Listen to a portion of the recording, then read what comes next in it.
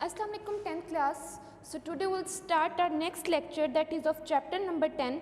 Last time अगर हम concept की बात करें तो chapter number 10 के as usual concept में आप लोगों ने acid base का difference पढ़ा है कि acid क्या होते हैं और base क्या होते हैं. acid में आप लोग पढ़ चुके हो कि उनका taste sour होता है, base का पढ़ चुके हो कि वो bitter होता है, बहुत electricity को conduct कर सकते हैं, बहुत are corrosive. एक litmus को blue से red में turn करता है और दूसरा रेड से ब्लू में टर्न करता है.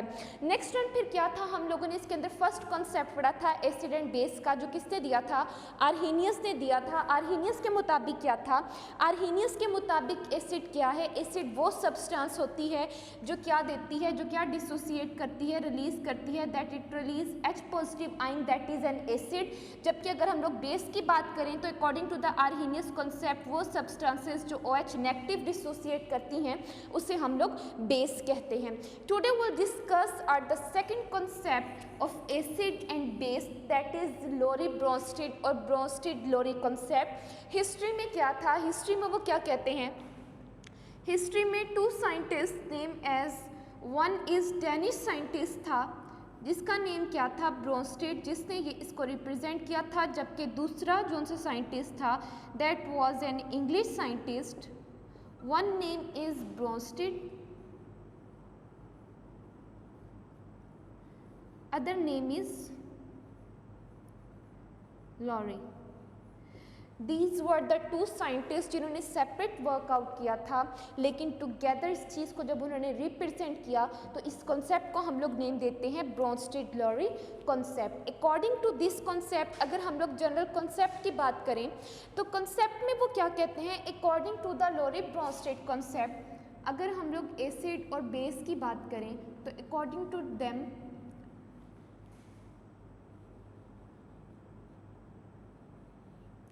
एसिड वो स्पीशी है, एसिड वो कोई भी सब्सटेंस है जो मॉलिक्यूल भी हो सकता है, आयन भी हो सकता है, जो क्या रिलीज करता है, that gives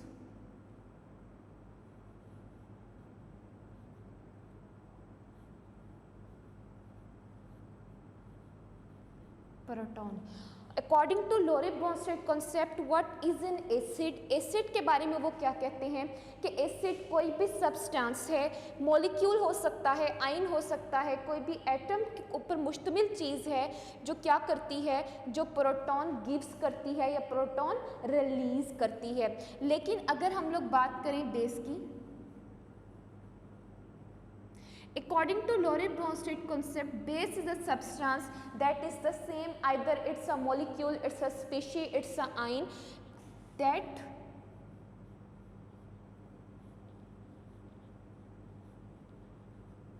accepts proton.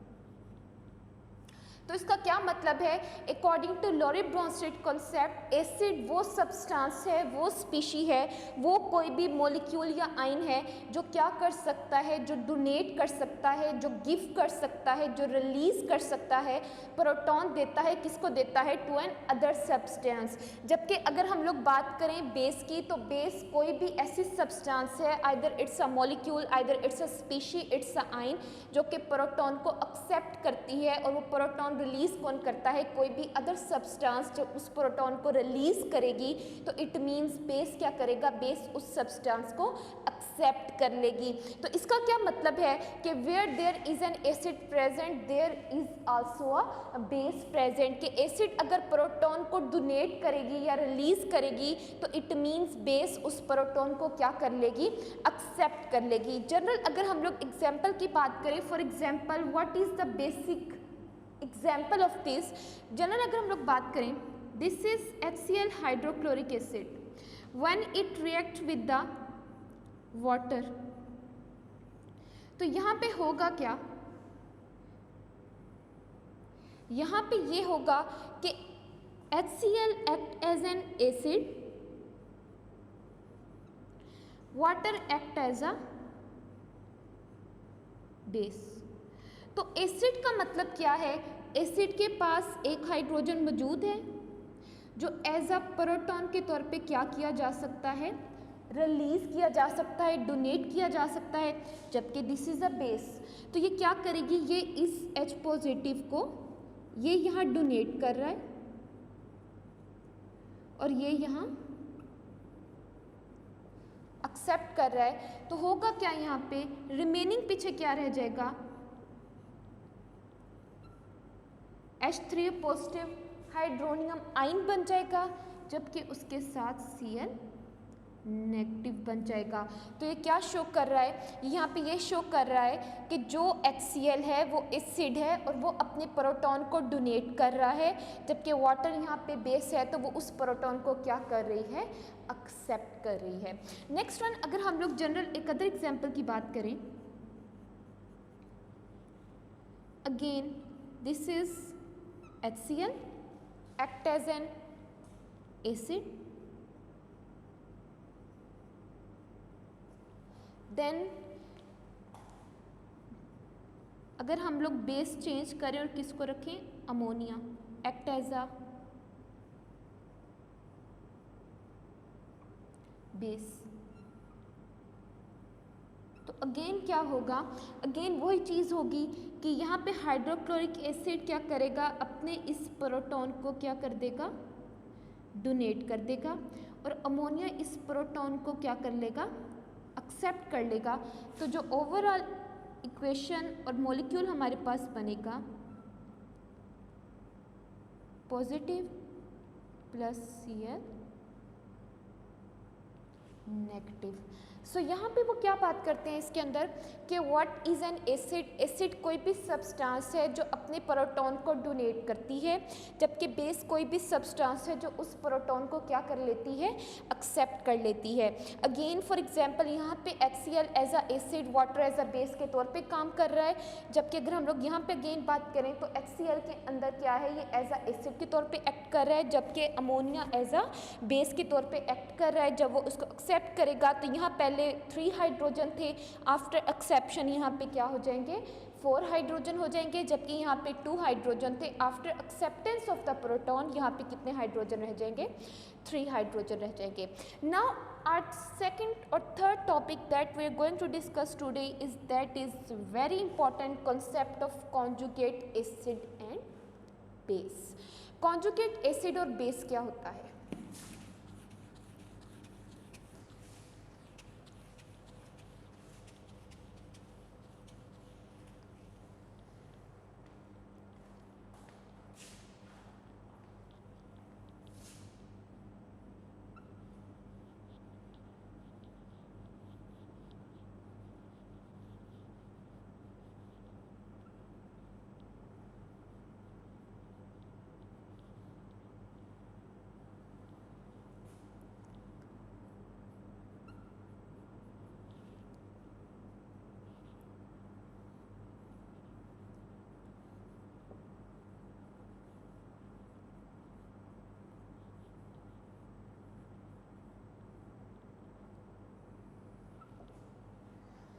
Conjugate acid और कॉन्जुगेट बेस की अगर हम लोग जनरली बात करें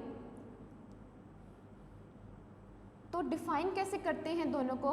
conjugate acid is a species, ऐसी सब्सटेंस है, ऐसी स्पीशी है दैट इज फॉर्म्ड, जो कि बनती है, कब बनती है,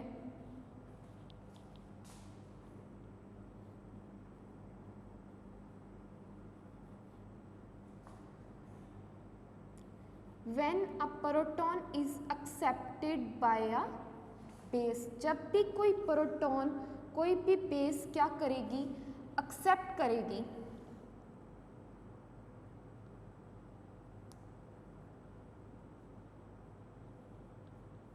जब भी कोई बेस किसी प्रोटॉन को क्या करेगी, एक्सेप्ट करेगी, तो वो जो स्पीशी बनेगी तब उसे हम लोग क्या नेम देते हैं, conjugate acid.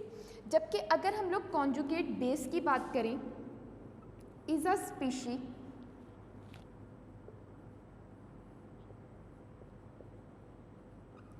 Formed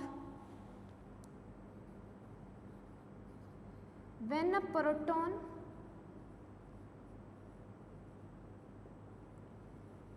is donated by a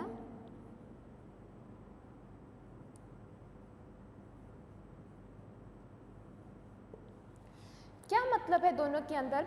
conjugate acid का मतलब क्या है? कॉन्जुगेट एसिड वो कोई केमिकल सब्सटेंस है, वो कोई स्पीशी है, कब बनती है? जब कोई भी बेस प्रोटॉन को क्या करती है? एक्सेप्ट करती है। जबकि अगर हम लोग कॉन्जुगेट बेस की बात करें तो कोई भी ऐसी स्पीशी है, कब बनती है? वो तब बनती है जब कोई भी एसिड क्या करता है? अपने प्रोटॉन को डोनेट करता है। एग्जाम्पल के तौर पे अगर मैं एक्सप्लेन करूं,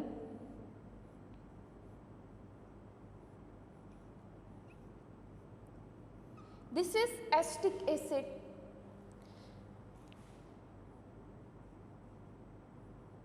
रिएक्ट करती है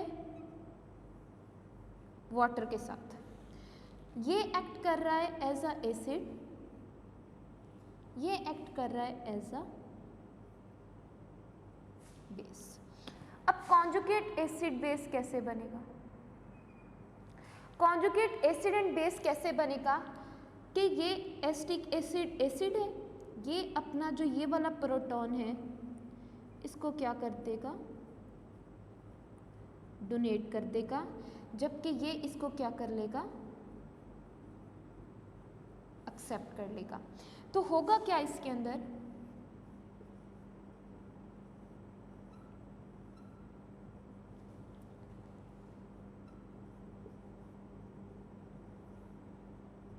अब क्वेश्चन ये है कि हमारे पास प्रोडक्ट के अंदर तो ये आ रहा है और ये आ रहा है, तो अब इसमें से कॉन्जुगेट एसिड और कॉन्जुगेट बेस कौन से होंगे? आप लोग कॉन्जुगेट एसिड की डेफिनेशन अगर हम लोग बात करें तो कॉन्जुगेट एसिड की डेफिनेशन के अंदर आप लोगों ने क्या पढ़ा था? कॉन्जुगेट एसिड के डेफिनेशन के अंदर आपने पढ़ा है कि वो स्पीशी जो कि फॉर्म्ड होती है जब कोई भी बेस प्रोटॉन को क्या करती है? एक्सेप्ट करती है। तो कॉन्जुगेट बेस ये थी, तो जब बेस ये थी तो इसके अंदर अब कॉन्जुगेट बेस कौन सी बनेगी? That is this. Conjugate acid क्या होगा? ये कैसे? कॉन्जुगेट एसिड डिफाइन कैसे करते हैं कि जब कोई भी बेस, वाटर एक बेस थी, जब उसने प्रोटॉन को एक्सेप्ट किया तो वो किसके अंदर कन्वर्ट होगी? कॉन्जुगेट एसिड के अंदर। अगर हम कॉन्जुगेट बेस की बात करें तो डिफाइन क्या शो करती है कि कॉन्जुगेट बेस वो स्पीशी है, कब बनती है? जब प्रोटॉन क्या होता है? डोनेट करता है कोई भी एसिड। कोई भी एसिड जब एक प्रोटॉन या दो प्रोटॉन डोनेट करता है या उससे ज़्यादा, तब वो क्या बनाता है? Conjugate base. तो एसिड हमारे पास ये था, आफ्टर डोनेशन, डोनेट करने के बाद वो इसमें कन्वर्ट हो गया, तो इट मीन्स कॉन्जुगेट बेस हमारे पास क्या हुई?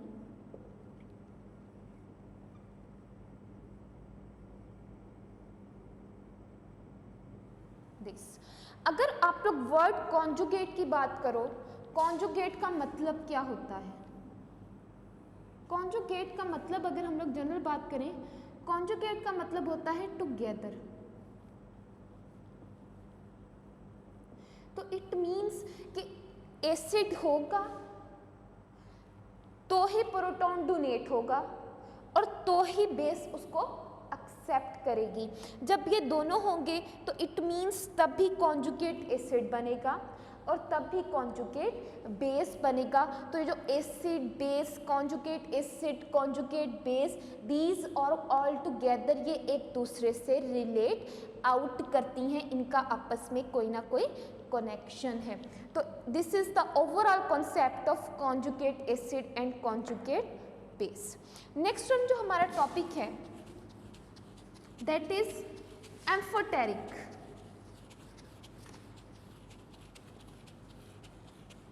एम्फोटेरिक का क्या मतलब होगा? एम्फोटेरिक स्पीशी मीन्स कि जो डुअल रोल अदा करे। डुअल रोल का मतलब क्या हुआ?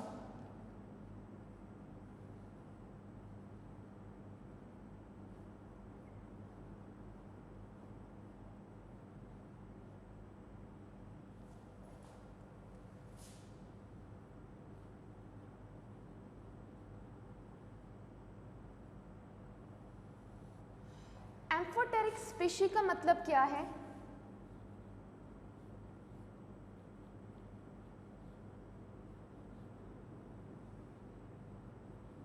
Dual character. डुअल करैक्टर का मतलब क्या है कि हम यहाँ पे बेसिकली दो चीज़ों की बात कर रहे हैं, एसिड और बेस।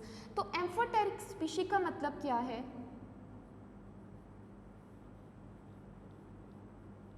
एम्फोटेरिक स्पीशी मीन्स कि एनी सब्सटेंस और any species, any ion, any molecule that act or behave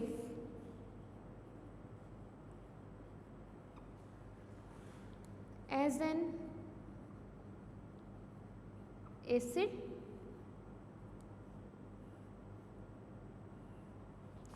as well as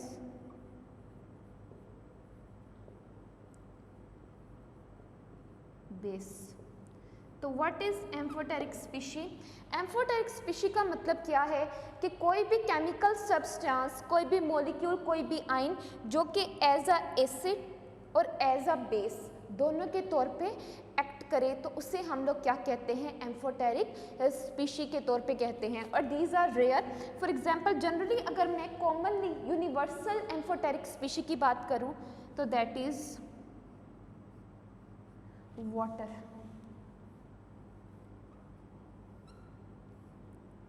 कैसे? एग्जाम्पल के तौर पे अगर मैं आपको एक्सप्लेन करूं, फॉर एग्जाम्पल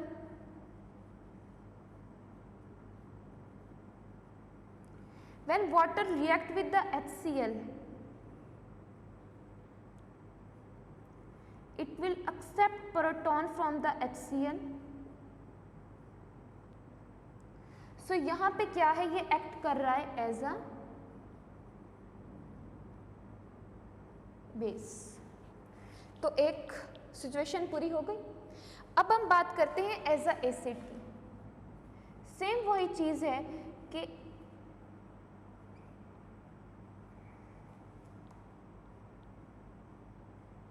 जब ये रिएक्ट करेगा अमोनिया के साथ तो होगा क्या?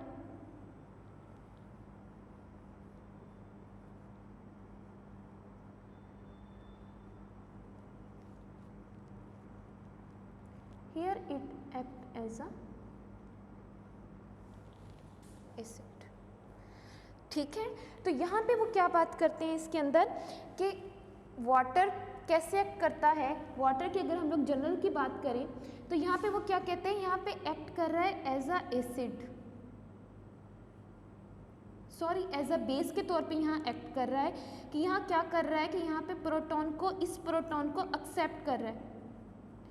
जबकि अगर हम लोग यहाँ बात करें तो यहाँ ये अपने प्रोटॉन को क्या कर रहा है?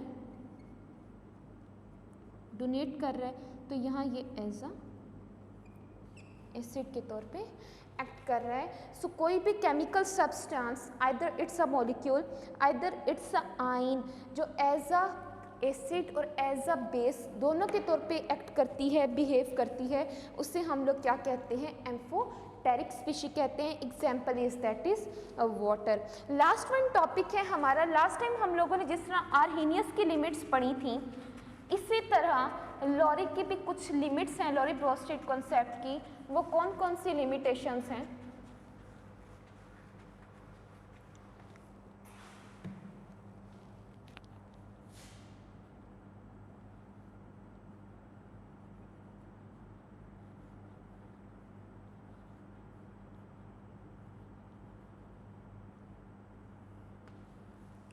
लिमिटेशंस के अंदर according to Lowry Bronsted concept acid वो है जो प्रोटॉन डोनेट करता है,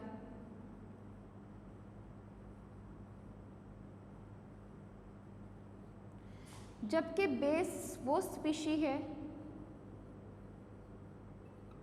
जो प्रोटॉन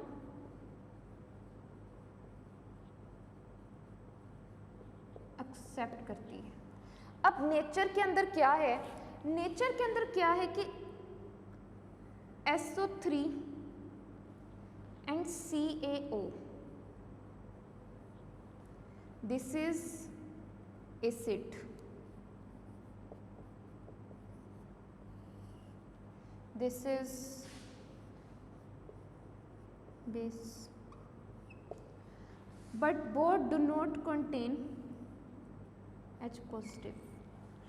तो अगर ये एसिड है तो इसके पास तो H पॉजिटिव प्रोटॉन नहीं है, और अगर ये बेस है तो इसके अंदर भी H पॉजिटिव एक्सेप्ट करने की एबिलिटी नहीं है। तो इस तरह की सब्सटेंसेस जो हैं तो एसिड लेकिन वो प्रोटॉन डोनेट नहीं करती, और वो सब्सटेंसेस जो हैं तो बेस लेकिन प्रोटॉन एक्सेप्ट नहीं करती। तो लॉरी ब्रोंस्टेड ने इस तरह की स्पीशीज को एक्सप्लेन नहीं किया था।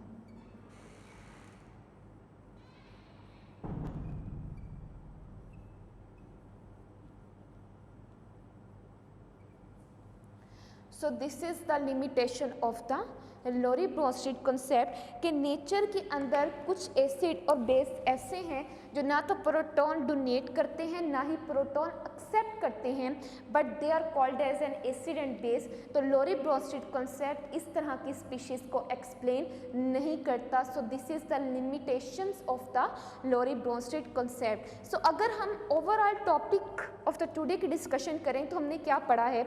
जनरल अगर हम लोग टॉपिक डिस्कशन की बात करें तो व्हाट वी हैव स्टडीड, हमने क्या पढ़ा इसके अंदर। सबसे पहली चीज़ जो हम लोगों ने स्टडी की कि Danish chemist Bronsted and English chemist Lowry ने इसको एक्सप्लेन किया था। बोथ साइंटिस्ट के मुताबिक एसिड वो सब्सटेंस है जो प्रोटॉन डोनेट करती है, बेस वो सब्सटेंस है जो प्रोटॉन एक्सेप्ट करती है। फिर उन्होंने एक कंपैरिजन, एक पेयरशिप दी जिसके मुताबिक, जिसको उन्होंने नेम दिया कॉन्जुगेट एसिड एंड बेस, कि अगर तो कोई बेस प्रोटॉन एक्सेप्ट करती है तो वो कॉन्जुगेट एसिड बनाती है, और अगर कोई एसिड प्रोटॉन डोनेट करता है तो वो कॉन्जुगेट बेस बनाती है। फिर उन्होंने एक और कॉन्सेप्ट दिया दैट इज एम्फोटेरिक स्पीशी के नेचर के अंदर कुछ ऐसे केमिकल सब्सटेंसेस मौजूद हैं जो बहुत ऐसा एसिड और बेस के तौर पे एक्ट करते हैं, तो उन्हें हम लोग एम्फोटेरिक स्पीशी कहते हैं, जिसके अंदर मेजर एग्जांपल आप लोग वाटर की ले सकते हैं। लास्ट वन के अंदर आप लोगों ने कुछ लिमिटेशंस पढ़ी हैं कि नेचर के अंदर कुछ ऐसे केमिकल सब्सटेंसेस एग्जिस्ट करते हैं जो एसिड और बेस तो हैं लेकिन ना तो वो प्रोटॉन डोनेट करते हैं और ना ही प्रोटॉन एक्सेप्ट करते हैं। तो लॉरी ब्रोंस्टेड इस तरह के कॉन्सेप्ट को एक्सप्लेन नहीं करता। So this is the overall topic of the today. If you have any confusion you can ask me. Thank you.